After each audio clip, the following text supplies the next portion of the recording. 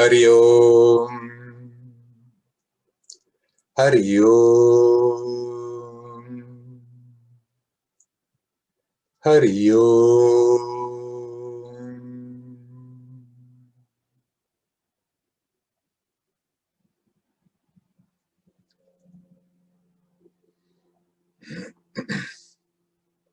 Hello, my friends. I'm here in Canton Graubünden, in my sister's place. Mountains all around, beautiful up here.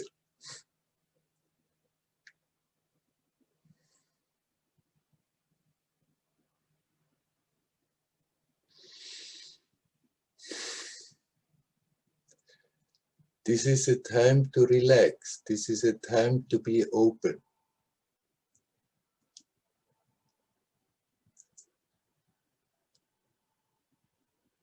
I remember last time Kirsten spoke up that people don't want to see her anymore because she's vaccinated. Friends, this is the time to be open-hearted. This side, that side. Freely decide, everyone, for yourself what you want to do, and then accept that others decide differently. This is not the time for fanatism, not in one direction, in another direction, not for anything. There's such a beautiful, strong, lightful energy, getting stronger and stronger. Connect with that.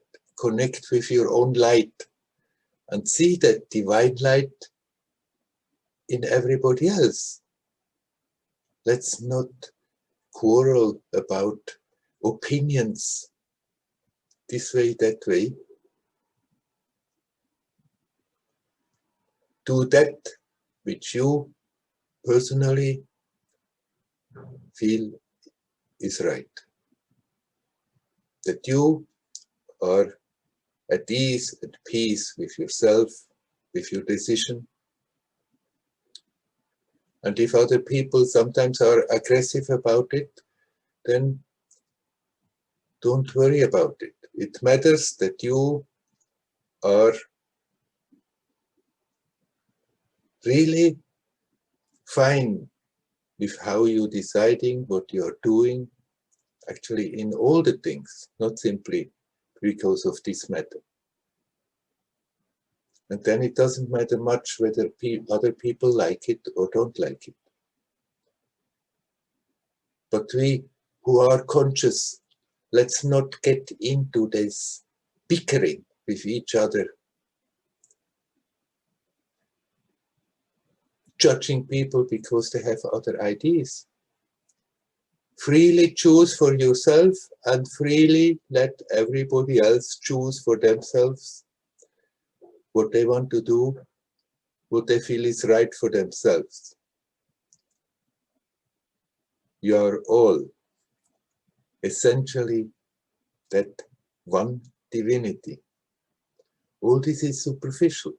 So let's not hook our attention on that level and fight with each other. This is the time to be open, to open the heart, to connect with your inner light. Then you will feel what a wonderful energy is flowing also towards this earth, towards you, towards the whole creation. And the more we are connecting with that, the more we are supporting that this can manifest, that this can bring about a profound, constructive, beautiful change on this level of manifestation. Your divine nature will never be spoiled by anything that is happening. But as long as we are in this magic show of a world, as long as we are playing the game of being human, we can contribute that it is becoming a game, a story full of light and beauty, so that that inner divinity, that inner light, that inner beauty can express itself. So please, my friend, don't fight with each other about opinions, what to do and what not to do. Accept and respect everyone, that they make their own decision and do what they do.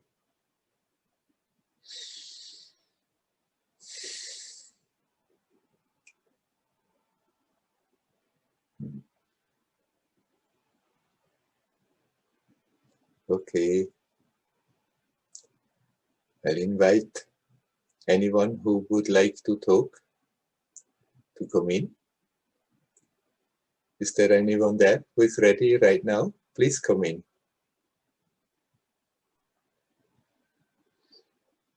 Hello, Werner. Hello, Dayal. Nice to see you. Nice to see you. Let's. Yes. I remember you mentioned before that you met Jai Krishnamurti in Mumbai. Yes. Jiddu Krishnamurti. Yes. And I'm curious, what is your opinion about him? What is your impression? Because there's some opinions that he was misleading, that he was talking there's no need any spiritual practice, no need any guru and spiritual path. What do you think about him? Well, I'm not in the satsang giving opinions about this teacher is good, this teacher is not good, this is right, this is wrong. But okay, Jai Krishnamurti, he was not having a particular path, a particular practice, but he was in his own way, basically doing the same thing that I'm doing, always inviting people to bring the attention to the present and be here, alert. Now, it was not very easy how he presented it.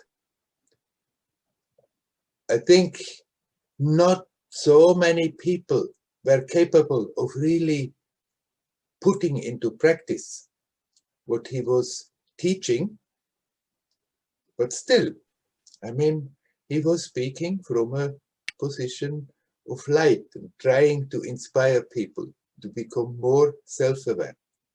And those who were in tune with his teaching, they got benefited by it. Those who didn't quite tune into his teaching, they automatically proceeded and went to other teachers. Mm-hmm. But let us not here stand in judgment whether he was good or bad. Yeah, okay, just there was opinion that his disciples was not changed after many years following him, and he was somehow frustrated. Well, but you can say that usually with all the teachers, and then you look at the disciples, and after that this kind of discussion comes always. Look at the disciples, they didn't change. These subtle inner changes are not so easily visible. It's best when we approach, when we are in touch with a teaching, then you listen to your own heart. Do you resonate with it? Do you get inspired by it? And then for the time, you open your heart and you get what you need. And if you don't feel any resonance, then you accept, okay, this is not for me, and you just leave it. We cannot make statements that are then valid for everybody.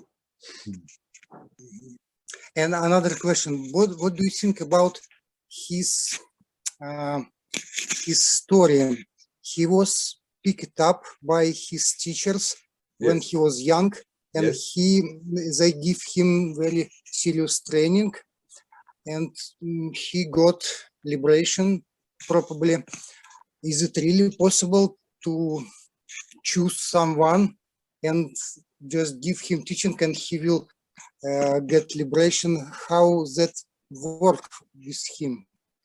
I mean, you cannot choose anyone who totally is not going to cooperate.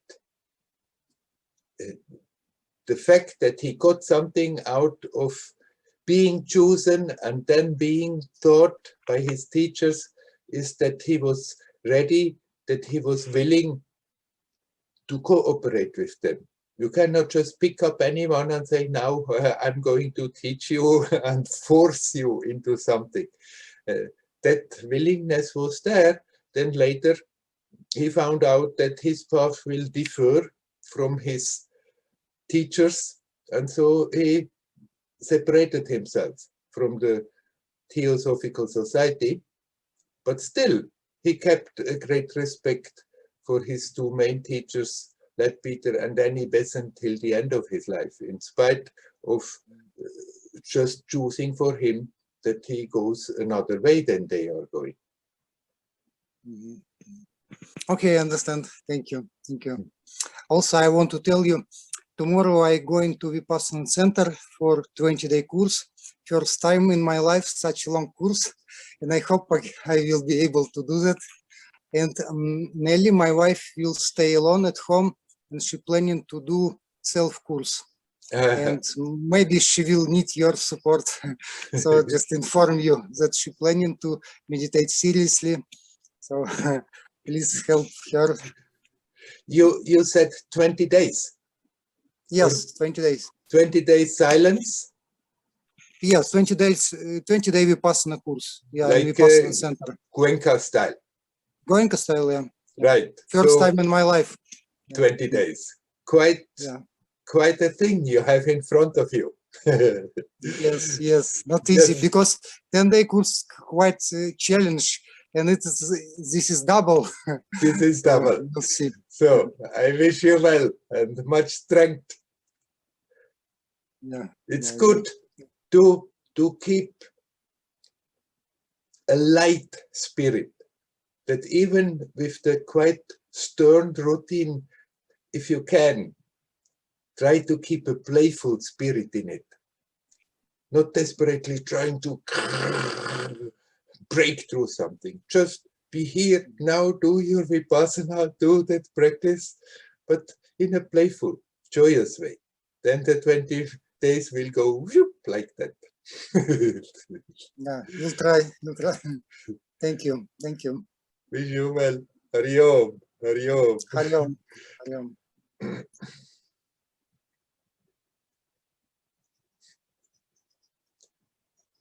Is there anybody else who would like to speak up? Please come. Hi, Werner. Oh, hello, Woody. Yes, I want to speak about the roller coaster of the life. Yes. It seemed to me that as if I'm sitting on a boat, and when the sea is calm, so everything is okay. But from time to time there is a storm, yes. and you feel lousy in this storm. And those storms become more and more often in our life. And I wonder, that is any practice or way of thought or behavior that can change our automatic response to this storm as a feeling bad? Well, basically, it's always the same. As long as we are unconscious, then we are just being blown along in the storm. The more you are capable of being in the present, the more you somehow intend to remember to connect, the easier you can weather out all the storms that are coming. And right now it's certainly a challenging period. So many storms are there. It's an intense time. It's intensively quite strong, pulling this way, that way, up and down. So there are storms for humanity and certainly in many individual lives. And it's not that we have to somehow try to find a magic trick how to evade these storms. The storms will come. But let's not be afraid of it, except, okay, this is just a fact. We are living in interesting times. It's not often, certainly not pleasant, but it's always an opportunity to become more self-aware. And the more you are capable of reminding yourself and say, okay, here now, no matter what is happening, I connect with my inner being, with that part that is not really blown left and right by those storms. The more you do that, the easier you weather them out and bring actually even something very positive into the surroundings. But it's look like that there is an automatic behavior of responding, Yes. reacting to everything, and trying to concentrate in the inner portion of us and look on the surrounding, not in reactive position is very difficult, at least for me. Of course, all these automatic responses are there because they are habits, how we have been behaving, how we have been conditioned by our upbringing. All this has its own force. They are there. There's no point in denying it. But if we see it, then at least we are not strengthening them. We have been strengthening them by unconsciously repeating the same mechanisms over and over. And even if we don't want to repeat the mechanisms, but then in the situation, they still come and they still happen, but we see that and we are not happy about it, that they are taking over. That very fact helps us to detach from them. Then we are not strengthening them and gradually they will get weaker. We may not be aware of that process of weakening them in the midst of it, because usually it's rather a slow process, but still it is happening. So the one crucial thing is awareness. And then, as good as we can, we center. You said concentrating. Yes, for moments you may use a bit force, concentrate, but then it's more a matter of being aware and relax. The more you can relax in the present, the smoother it goes to deal with the storms and with our automatic responses. Concentrate little moments when you see how the attention is totally sucked in.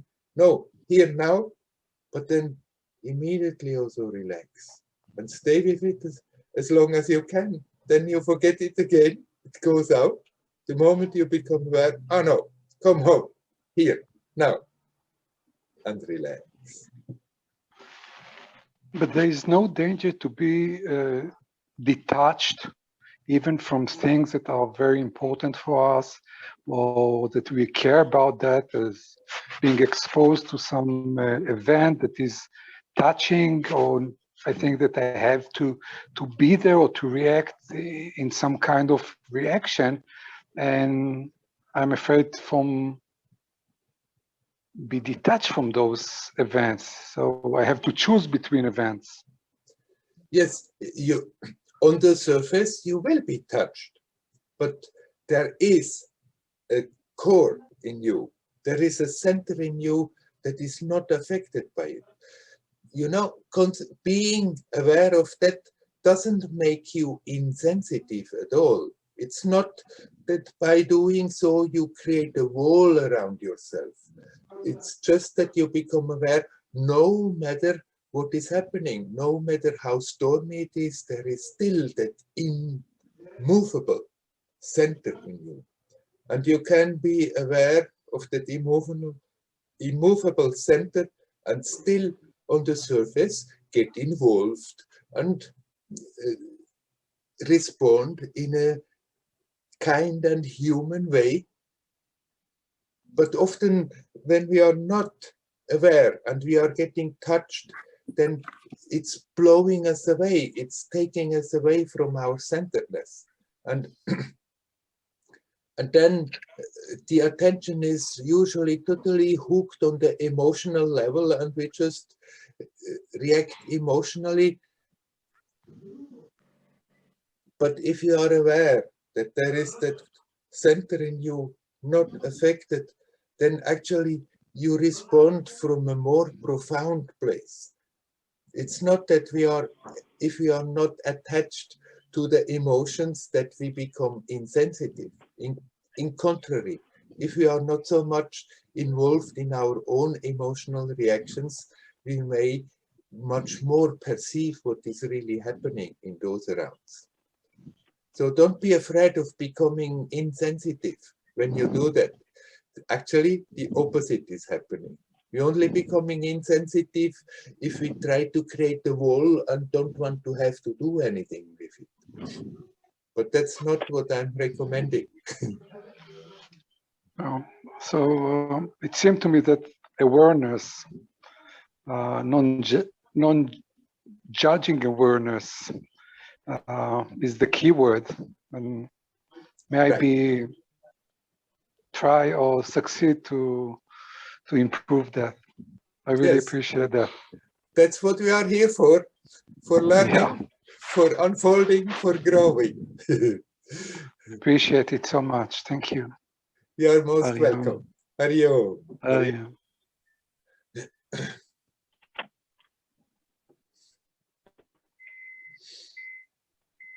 there anybody else who would like to come?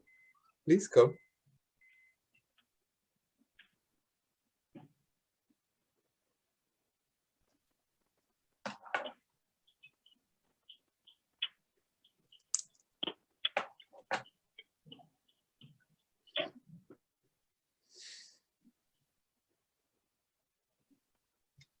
It comes always back to the same, in a way. Whatever doubt comes up in a way, it comes always back to the same.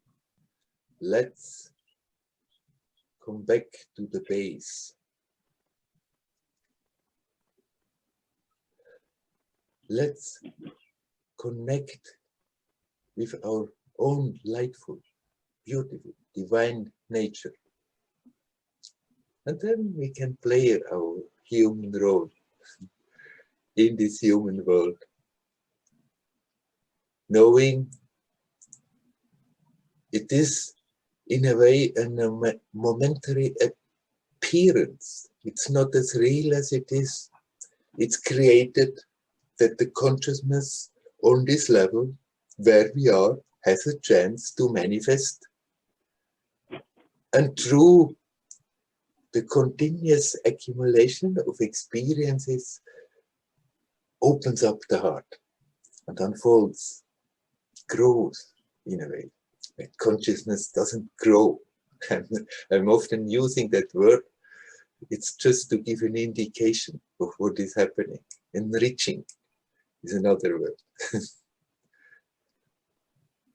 And the best way to deal with the challenges that come on the way is to be as alert as we can, here now, and as relaxed as we can in this awareness,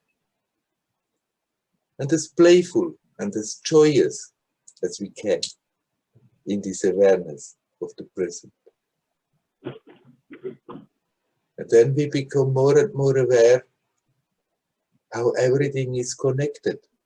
And there comes the love for all there is automatically. Sometimes people ask, but why awareness, awareness, why not love? But love comes automatically. Of course, it's another slightly different first initial approach, to focus more on love. And the more one develops that love, the awareness comes. And I'm focusing more on the awareness aspect, and the love comes by itself. Love for existence, love for our own life, and love for the whole manifestation.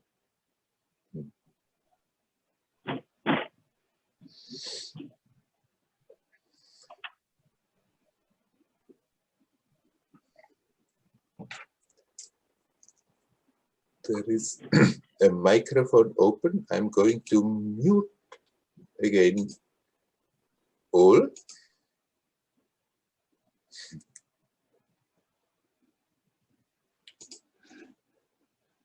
So if anybody wants to come in, please come. You have Hello. to unmute yourself. Hi, Werner. Ah, hello, Klaus. Hi. I think there's a lot of forces going on at the same time, as you were saying, because I was in the mountains for around 5 days and there was no social media or anything. And when I came down from the mountain, it was like I felt how noisy this life is. How noisy. Yeah. Yes.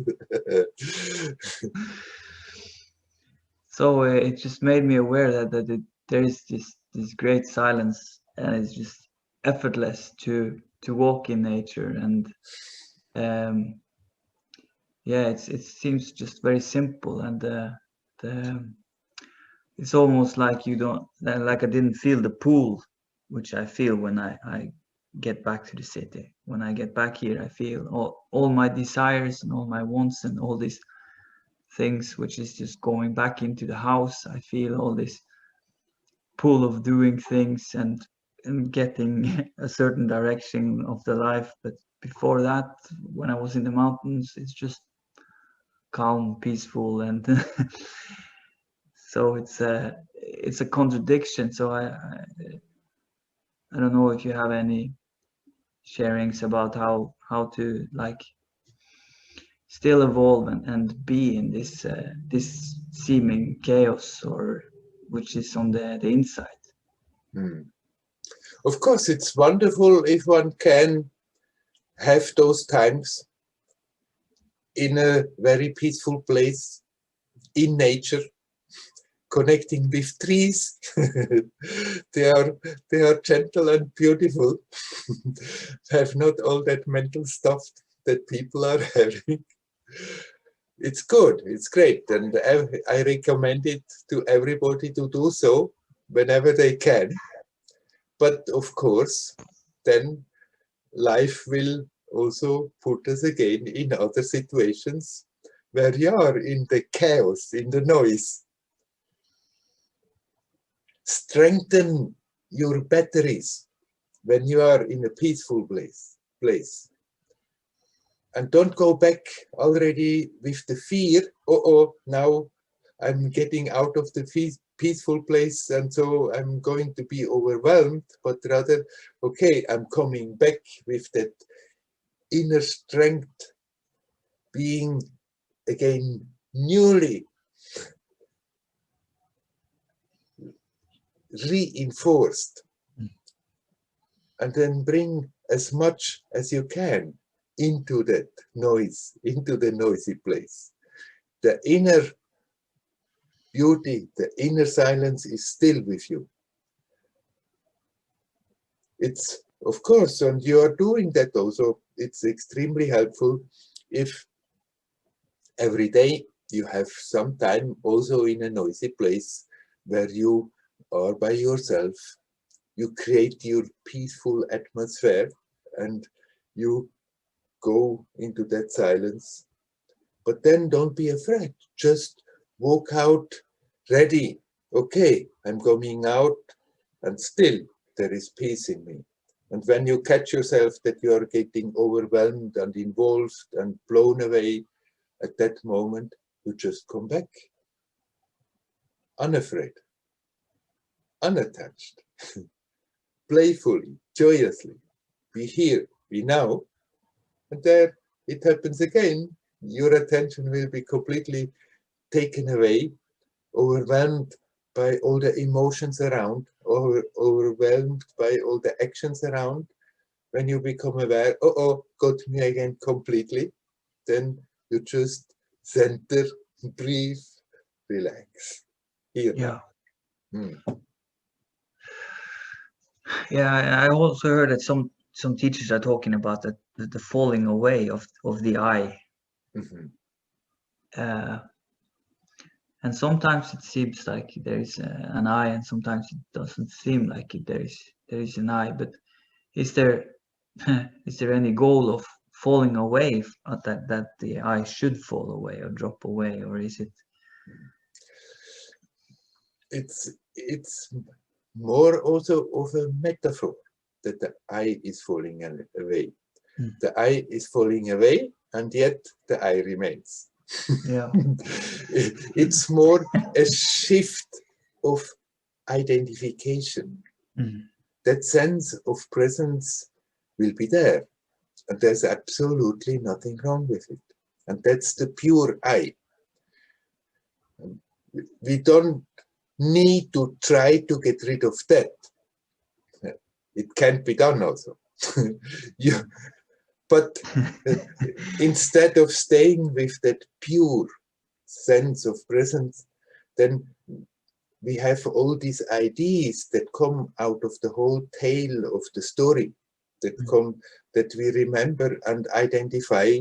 I have been born here and there, I have done this and that, I'm like this and like that, and identify with all that. And it's, you can say, falling away of the I, but it's more this identification of all that we are putting on top of the pure I. Oh yeah. Yeah, that makes sense.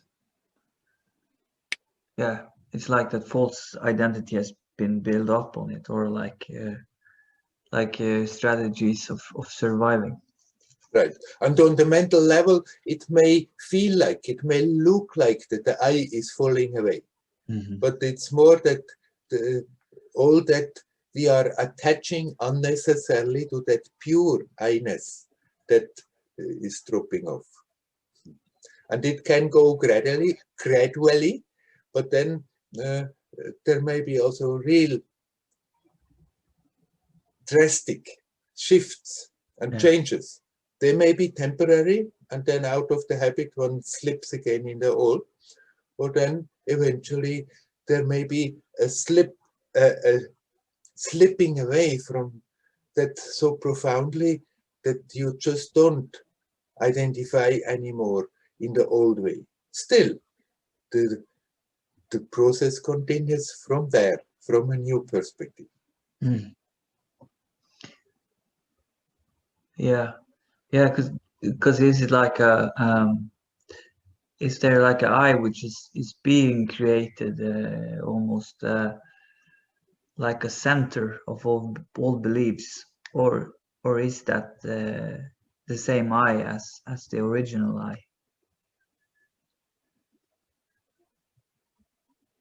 It is the same.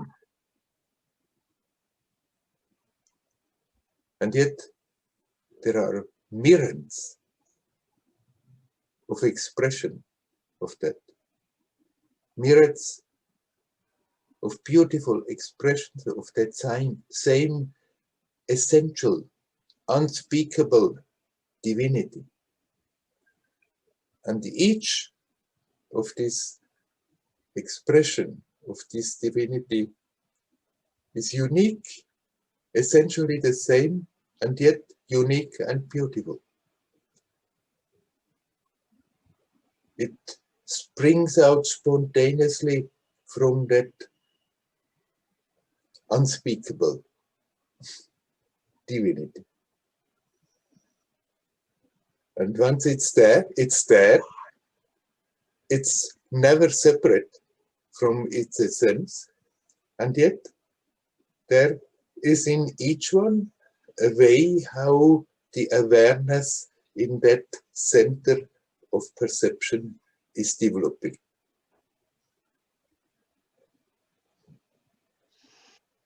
Okay, maybe I need to listen to that one more time. It's a way of talking about something, giving an indication about something that cannot really be talked about. Mhm. Mhm. Nobody can really put in words what is really happening here. Mhm. No teacher has ever really told what is really happening here. And yet we can use words to give a pointer, to give an indication, to transmit a feeling about it. Yeah. Yeah. And it's better when you listen to it again to connect with the space where the words are coming from than hooking too much on the words and trying to understand them. Yeah. Yeah, it's different. I might get a sense of it already. Right. Something always comes over. Yeah. Right. Okay. Thank you. You're welcome. Hari Om. Hari Om.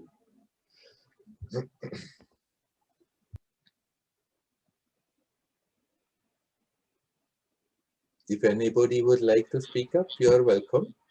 Hello, Werner. Hello. How are you doing? I'm good. Hmm, I'm good. very good. Actually, I wanted to reflect or to share because of what Klaus has just mentioned about when we go out to on a retreat. Usually, it's in a very relatively beautiful place and isolated, and everybody around us are sort of like-minded people, and they're doing the same things as we're doing, and so forth. So, as I told you a while ago, I've decided to practice another type of retreat, which I get involved, trying not to get too much involved. But when I go to my Pilates or when I go to the library and I do read books, so I live my regular life at the same time. I mainly try not to talk a lot with other people unless I have to. Yeah. Due to what you said about the words. So what I've noticed is, like, I ask myself, how often do you smile before the words come? Yeah. Also, you know, about what Udi has brought about reactions. Yes. So when, for instance, I see something that annoys me or that there is a jealousy, I notice the jealousy, but then I try to see what happens in my body, what happens in my, can I smile at the same time? And I realize, yes, I can. So there is the jealousy which comes from stories, Yeah. but smile still comes up. And the other day I could watch really how difficult it is regarding the question about the I, the me, how difficult it is to let go of I'm right or jealousy is I'm jealous because they have something better than I do. Yeah. Yeah. And I could actually watch this dialogue between these two, somehow I would say, energies or forces. So I said to myself, okay, this is a good place to be because I don't even talk about controlling or choosing because I really don't know who's choosing. But when I do choose to react, I do choose that after this dialogue, I choose to react to the smile and not to the, if I have to react, to respond, to answer or something. So it's like a process in real time, in real life. Right. And I wanted to ask about when you talk about the center, somehow the physical body and the spiritual or the space around us, I don't know, whatever it is, as you said, there are no words. But when you talk about the center,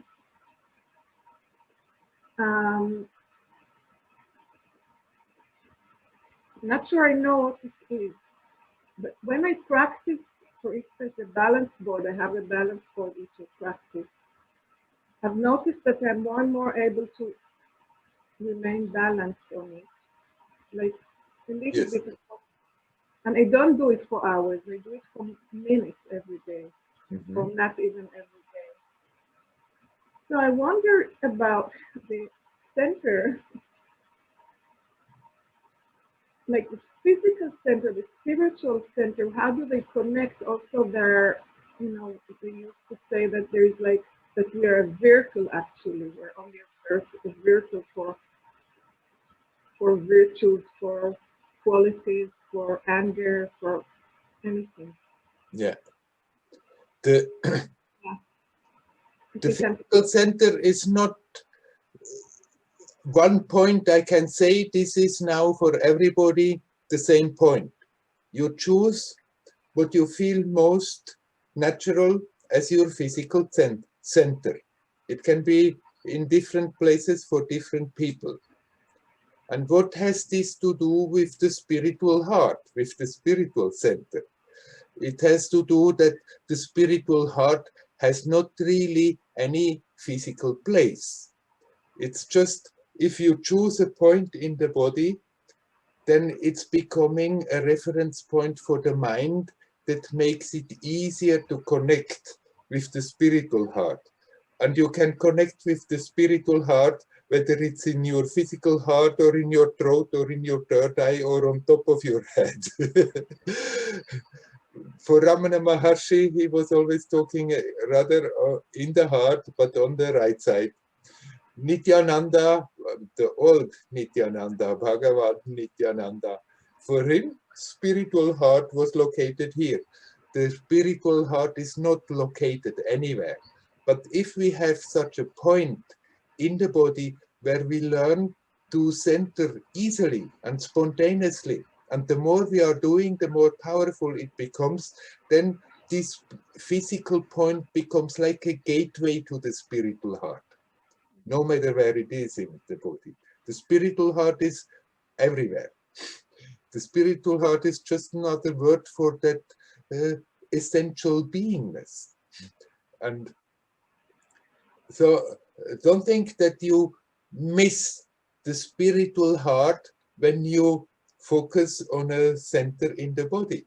You just focus physically, center physically, and all you need to do from there is to relax.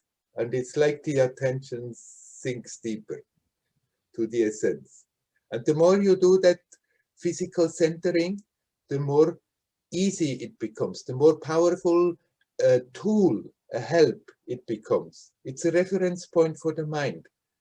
It's a help for the mind to have a physical point. And since we are manifesting physically, we can very well use this expression, this physical expression of the self. So this is another question I've been dwelling on about reference points to the mind. This is how we live. This is how we live our everyday life. I didn't get the first part of the question. Can you repeat? This is a question that I've been, wondering about. This reference point for the mind, as you said, because Yes. we can't live without a reference point. Right. Going through everyday life. At the same time, as long as we are people and not angels, the more we can't let go of all reference points. We can't let go. But the more you practice this physical centeredness, the stronger it becomes a reference point for the mind where it reminds you to connect with the now. When you feel physically centered, you are here now. And the easier it's then to confront any kind of challenge. And what you said before there is nice. It's wonderful that now often you can see the old reaction coming, and then you still can smile.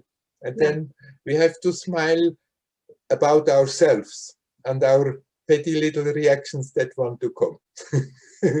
And then learn not to take them serious, and then we can also much easier smile about everything else that's going on.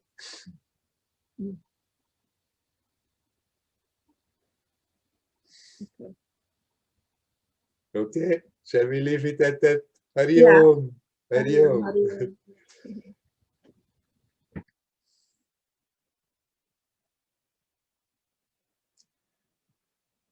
Is there anybody else who would like to come? Please come.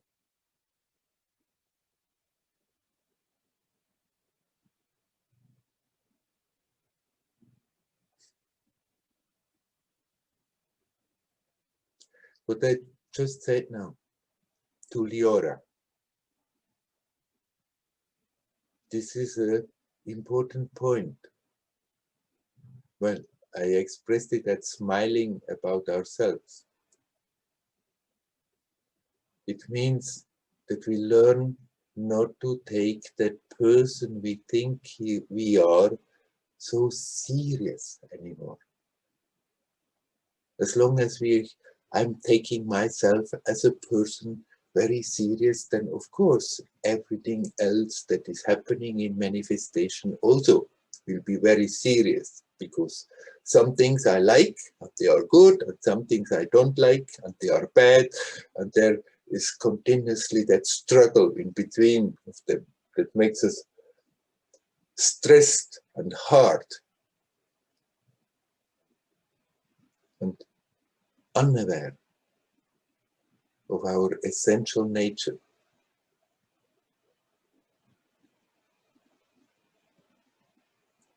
It's important to remind ourselves, this person I think I am, come on, this is just a role I'm playing in the theater of this world.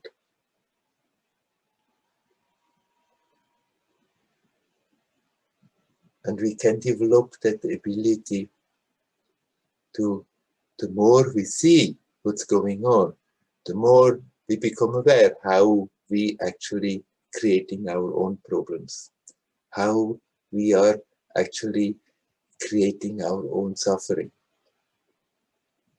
And the more we see that, the more we can learn not to take it so serious anymore. And say, okay, I'm just playing a role. Sometimes that role means I'm in happy circumstances. Sometimes that role means I'm in unhappy circumstances. But I am what I am. I'm the actor on the stage. I'm not the role. And then if we stop taking it so serious, then the whole rest of the act, the whole rest of manifestation also is not more so serious. It's all the play of that same divinity, whether it's labeled good or bad, whether it's labeled beautiful or ugly, it's still the play of that divinity. And we can go about it much more playfully. That doesn't mean we, as I said to Udi, it doesn't mean we become insensitive. There are so many beings totally identified with their role, and accordingly they suffer. We don't have to become insensitive to that suffering. And wherever it's possible, we can bring a ray of light in their life.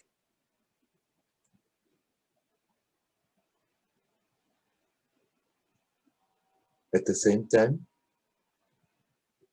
we can learn to have a light feeling about it and not take everything so deadly serious. And it starts with our own personality. That person I think I am, that person I have been identifying with, that I have been creating through the story and keep on recreating from moment to moment. That we stop taking ourselves as a person so serious, and the better we are capable of doing so, the easier it is to see everything as the divine play and play our role in it beautifully, joyfully, and express in an increasing strength and intensity that inner joyousness, that inner divine beauty. You are the first who is benefiting from it, and incidentally, everybody else is also benefiting from it.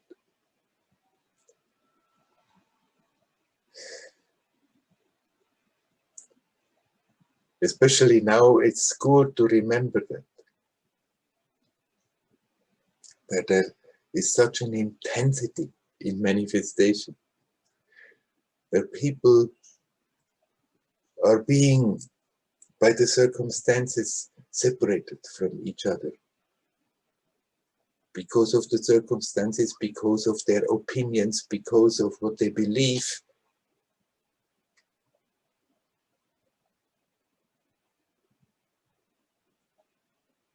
It's really the time to remind ourselves.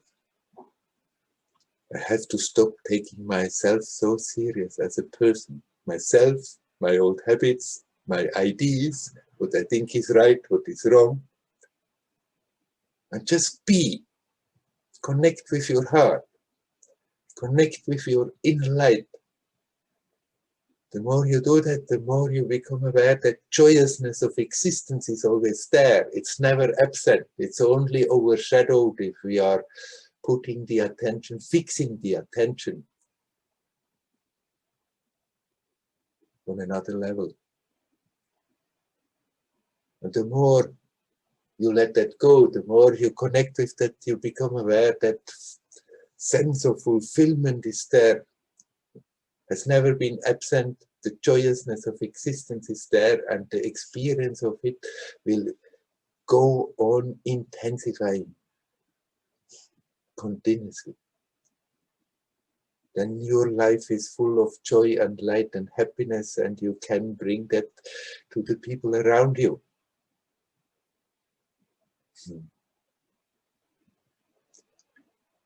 When I take myself serious, important as a person, then of course, then I take everything else also serious and important. And then all the struggle starts, all the struggle is there. This person is nice, this person is not nice, this person has good ideas, this person has bad ideas. And continuously we judge and judge and judge. And fight and struggle, creating tensions in our own life, in our own experience, and radiating tensions and increasing all the tensions and the difficulties in the world. If on the other hand, we can start to smile about ourselves, if you see old reactions coming, and then instead of thinking, oh God, it's still happening to me, oh God, this person that I am is not good, or the other side, seeing certain reaction and think, oh, I'm so good a person.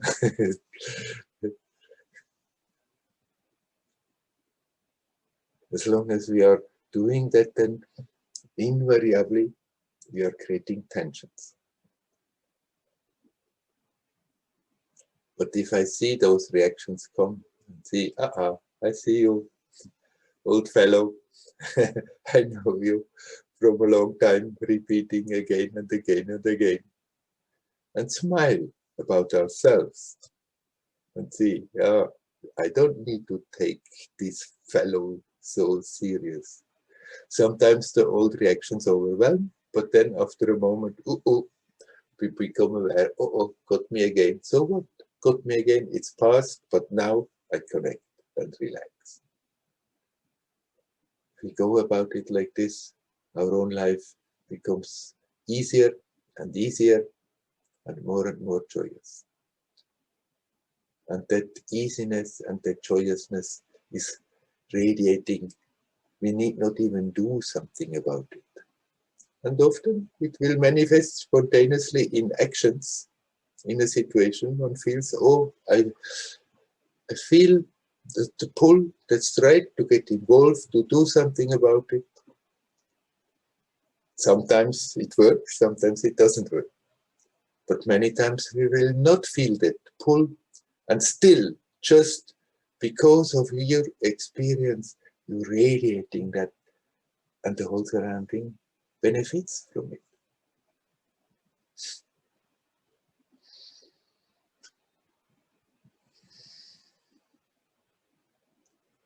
Okay, I'm open for anybody who would like to come in and wants to talk. Please come in.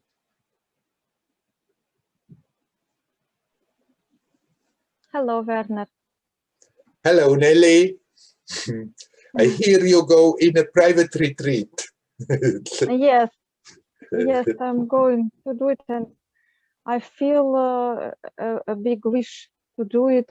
Just I'm waiting for it for some time. Ah, yeah, good, great. Yeah, I'm not going to have some strict retreat, but I would like not to have some communication. At least I'm going to have less of it. Yeah. Very small if it is some urgently situation. Yes. And I'm going to walk and listen to your satsang. They inspire me so much. Essentially, I'm not going to pressure myself and do some strict limits, but I feel that I'm going to do what I really want. I want to be silent as much as I can, and to meditate more, and to be with myself. I look at it like an interesting traveling, right, inside. Yeah. So I'll see. I don't have any expectations, but just I want to go move for it. inside. Go for it and see what happens, huh? Yeah.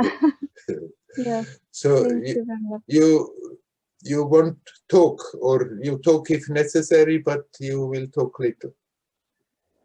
I want to talk necessary because I know that first time I'll have to do something for my father, and I'll need to help him find some information for him, something like this, and I'll have to be in contact with him. But I not notified everybody of my close people and friends that I'm going to be in silence, and I'll see how it will be. Only in urgent situations I can be in connection. Yeah. Very good. I wish you well. Okay, thank you. Werner. Same thing I said to Rael. Don't forget the playful spirit about it. What did you say? That forget what? Don't forget the playfulness. Yes, a playful spirit about it. Yes, I remember it. It's good to be sincere, but it's not necessary to be serious, heavy. You can be playful about it. Playful and sincere. Yeah, yesterday I listened to your last satsang when you talked with Kailash about it. I didn't listen this conversation by the end, but I see that you talked about it, about this sincerity and seriousness, and how important it is to be sincere, and that we don't need to be serious, tension. Yes, it inspires me so much. Yes, I want to continue this, to listen to this part. Yeah. Good, great. I think God also has a big love always about our taking ourselves so serious. And the whole story on earth. Yes, I appreciate this playfulness so much, because it touched me when the person can be so open and wise and there is a playfulness in divinity. There is a playfulness in our essence. The more we stop holding on so much to our strict ideas, what should and should not be, the more that playfulness bubbles up all by itself. Yes, I see how important it is not to stick in these ideas, and I find in myself these points where I stick to something and think in my head that it should be like this, it's right way in something, and from the other side I see it's not like this. It's important to be playful, yes, and relax, and to open for many other different ways, that we all are different people, and yes, yes, it's very important. Yeah. And it makes life so much easier. Yeah. Yes, and I see that it's so it helps in every situation, because situations can be very unpleasant, but all problem is inside, in the mind. Right. How we accept it, how we relate with it. Yes, not this situation, but our relationship with it, I see. And I try to be more relaxed and open in it. Yes. And of course, like Udi said in the beginning, there are the automatic responses that now and again just will completely take over and overwhelm. But even if that happens, after a moment you become again aware. Aha, there got me again, so what? At that moment when you become aware, you just reconnect. You recalibrate your experience. And you just connect with your heart and relax again. Yeah. Last time I had a situation, some old stuff brought up in myself, my feeling of guilt about my motherhood, that I was not a good mother and so on. And I felt so much unpleasant feelings and so much guilty, and I couldn't drop it, couldn't let it go. And I need some time to write down my feelings, everything that I feel, and I meditated, and last time I see that I don't feel this. I found some necessary words to relax. Good. Yes. If I see this, yes, yeah, I feel so much relief from. Great. And whatever helps is good. If it helps you when something is really strongly hooked in and somehow it doesn't work relaxing, if it helps by writing it down, then perfectly well. Many people actually have experienced that writing down has helped to objectify the feelings, to objectify the story, to get more of a detached perspective. Yeah, yes, I see sometimes different methods may help. Yes, sure. Yeah. Okay. Very good. I wish you well on your retreat. Thank you, Werner. Will we see you next Saturday in spite of that? Yes, of course. I will be on all satsangs. Yeah. You are welcome. Exactly. Yeah. Thank you very much, Werner. Hari Om. Hari Om. Hari Om. Hari Om.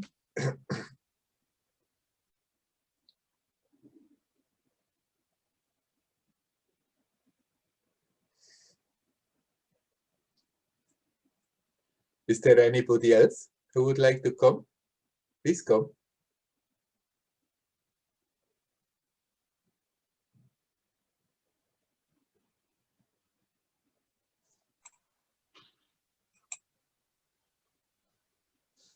Hi, Werner. Oh, hello, Helen. Hi, nice to see you. My question's about anger. Anger. Yeah, the last 2 weeks, it's like something like the floodgates have opened. And it's about, I mean, I'm not sure if it's collective what I'm experiencing. If we are all universal, then because the amount of rage that is coming out, I don't feel it is my own personal story, my own personal. I've been a Osho sannyasin, was an Osho sannyasin for many years, so like many of these things to bring up anger, repression, and now I'm actually, my question is more about, is with this current climate in the world, the anger is really strong, and it can take the form of being a anti-vaxxer or this or whatever. I'm wondering if I'm experiencing what's going through me is collective or personal. That's my question.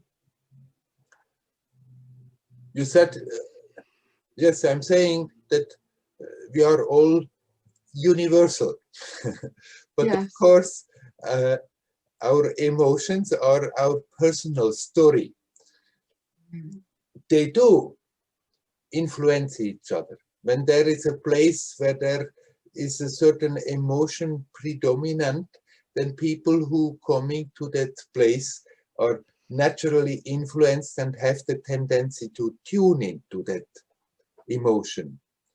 And there is around the world a lot of anger present. But then when we tune into it, it's still because we have the openness, and there is anger stored up in our subconscious, stored up even in the cells of our body sometimes. And it may be surprising what kind of an intensity this may take. The rage you're talking about.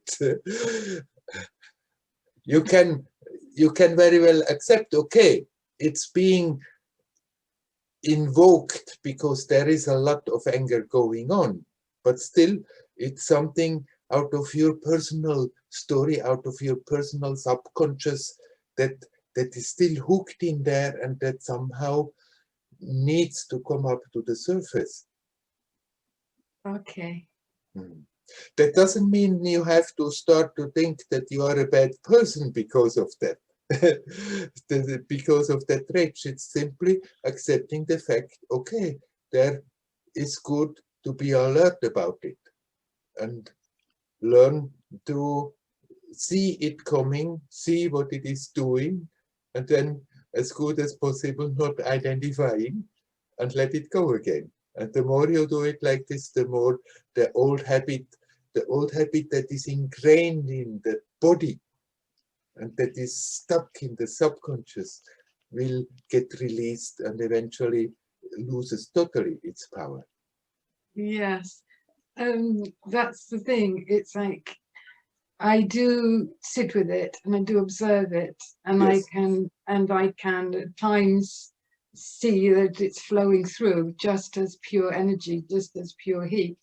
But it's the moment it holds on to from the heat comes a thought, yes. And an interpretation, and then as soon as that interpretation comes, poof, It's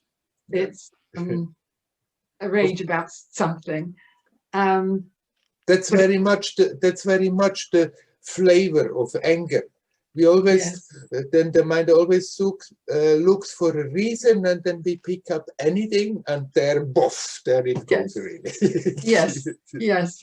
And but it's been happening now for 2 weeks. and it's like I'm now exhausted with it because I have to watch it all the time. And the moment I don't watch it, it either explodes or implodes because I don't like it. So I turn it on myself and I bump into objects and things.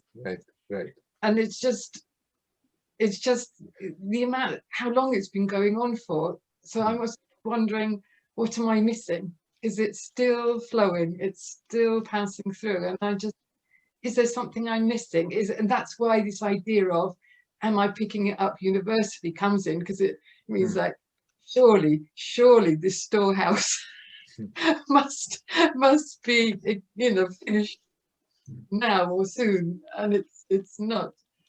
So it is both.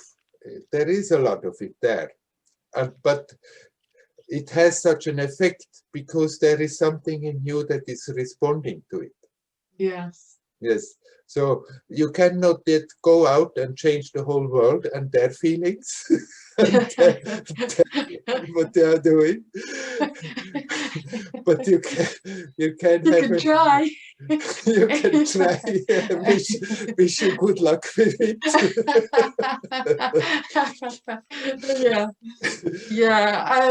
As we're talking, But you can continue. See what's going on in yourself, and don't despair. It's even if you feel nothing is happening, it's still there, the same intensity. The store, the habit, the momentum of it that is there is getting smaller if we consciously treat it. So try to have patience with yourself and the whole world. Yes. I lock myself away for a bit longer. And if in between you need, you go back to your old dynamics and let a bit steam out. Yes. It's not resolving the problem, but momentarily it leaves out steam. Yes. Good. Sometimes I am actually. Kundalini meditation. I thought it's very humbling, because I thought, well, that was way behind me. I thought like I've been there, done that, and now I'm so holy, only to realize there's still junk. Yeah. That's what we are here for. Yes. For learning, for growing. You're doing fine. Yes. Don't despair. Don't think something is wrong, that it comes again. Yeah, I did. I had a CAT scan. There's nothing wrong with my brain. Yeah. Very good. Very good. Thank you, Werner. Wish you well. Yeah, thank you. Hariyo. And a lot of courage. Yes. Hariyo, hariyo, hariyo.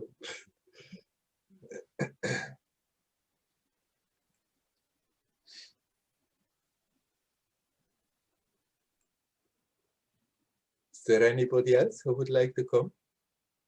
You're welcome to come in.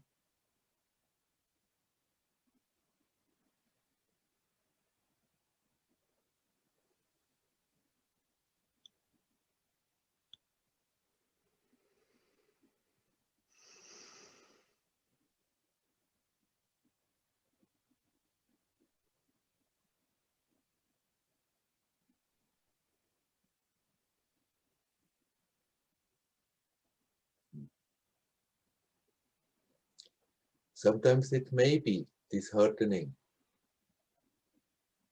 Sometimes this happens, we work about something in our spiritual development, meaning seeing reactions that we have and learn to work on them, learn to detach from them. And it feels after that, okay, I did quite a job. Now the worst of it is gone, and it may feel like that for a long time, and then suddenly what Helen describes may happen, that it comes again with an intensity, that we thought it's over, it's gone, shouldn't happen anymore. It's also, it's like there are different levels in the subconscious. And as we are becoming more aware, it's like the attention is diving deeper and deeper and deeper. And then suddenly we open up again a box that we didn't think that is there.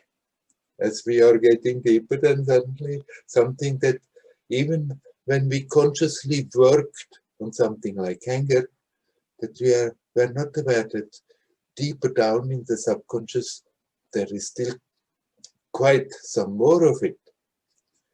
And it may take in between quite a long time that other issues are being worked on, more that the whole experience, instead of just cutting through something, becoming a bit larger, broader, and then the attention goes deeper, and there we may find again such a thing, that very strong reactions, unexpected, are still there, waiting to come to the surface. There is no point of condemning oneself and feeling bad about oneself, or thinking there is something wrong with me, that this is happening. Then we just courageously go about it again. Let it come, observe it, work it. If necessary, let it come out in a scream sometime. And of course, the circumstances contribute.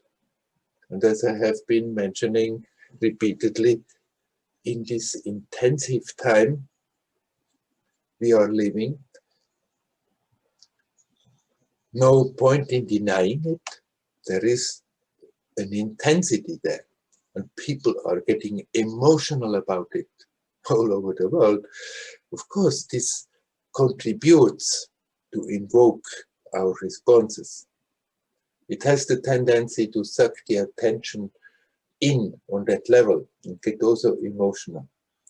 And then, if this happens in such an intensity of the circumstances, this happens much more easily.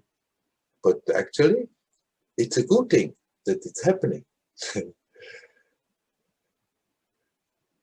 The old Chinese curse, may you live in interesting times. We certainly do live in interesting times. And interesting times are often not very pleasant. But they give us a chance, they give us the possibility to really, really go deeper. Because of the increased challenges that are happening, it gives us the opportunity to confront things that may take a long time to come to the surface when it's more harmonious, more peaceful. So it's good to develop that courageous spirit. Now, okay, this is the situation we live in. This is the world we are living in right now. No point in resisting against that fact. And there, a lot of emotion may be kindled in such a situation. Then, that's not because something is wrong with me, but okay, let's accept it, an opportunity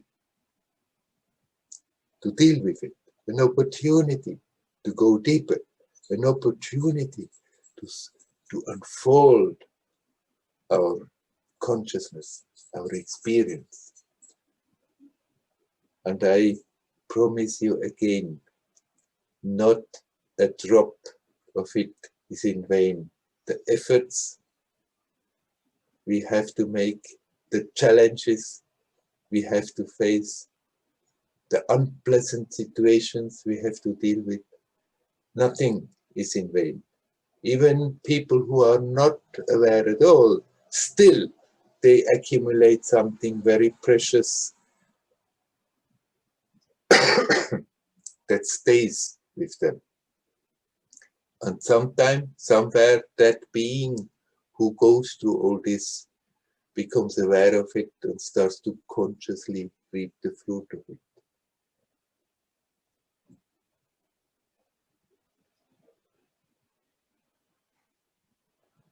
Essentially, we don't change. And yet, as a being, we are accumulating a wealth, the power of experiencing and expressing, manifesting that divine essence that we are, that is increasing. And going through all this is contributing. And I said, even if somebody totally unconsciously goes through all this hardship, they are collecting something very beneficial. But if we go through it consciously, then we're getting so much more out of it, and we can go through it more and more playfully, joyously, not taking ourselves and the rest of the story so serious.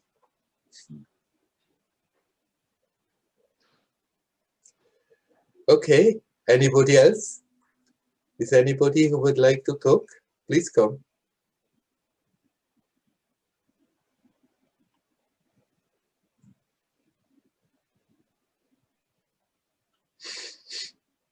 All right, it seems not to be the case. Then let's stop the official part of the satsang for today. Hari Om, Hari Om, Hari Om.